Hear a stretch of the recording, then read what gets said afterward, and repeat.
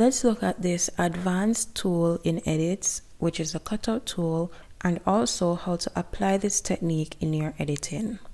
So let's do something a lot different from what I've been showing you all this time. So you want to go ahead and import a main clip, that is to get your project started.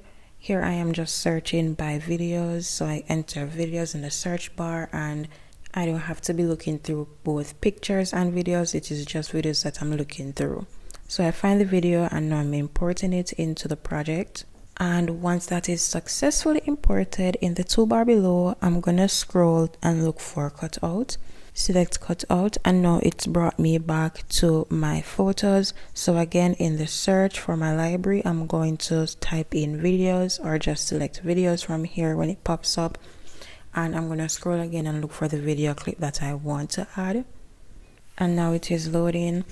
Right here, you can see that Meta AI is loading the video inside and also processing it. Now that the video is fully processed and is ready to do a cutout, I can either choose to select manually or to track the object. So I'm going to select track object, and now Meta AI is fully making sure that it tracks the movement of this bus.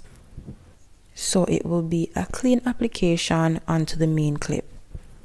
Now obviously I'm not going to be using the full length of this video because I only wanted to capture the first bus. So now that the cutout has been successfully done, I'm going to select done.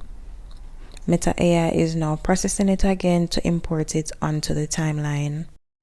Now it is in the timeline, and now from here I can reposition to wherever I like in the preview window. And to preview what I have so far, I'm just going to hit the play button and see the movement of the bus, see if there's anything that I would like to cut out. And yes, I can already see that the cutout layer is way too long than the main clip, so I'm going to split and throw away the rest of the video. And going back to both the main clip and the cutout clip, I'm going to see where I can make a cut at the appropriate time and make the cut here.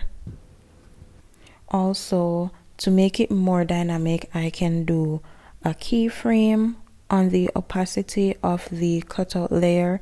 So I'm going to select opacity in the toolbar below, select the keyframe to add a keyframe, and at the end of the cutout layer I'm going to add another keyframe, and then I'm going to toggle with the opacity line and drag it all the way back to 0% so that the bus is no longer seen at the end of the video. So now we can do a playback from the beginning to see the full length of the video and to see the edits that were applied. And once I'm satisfied with this, I can go ahead and export the video. And that is it, guys. Very easy and very simple.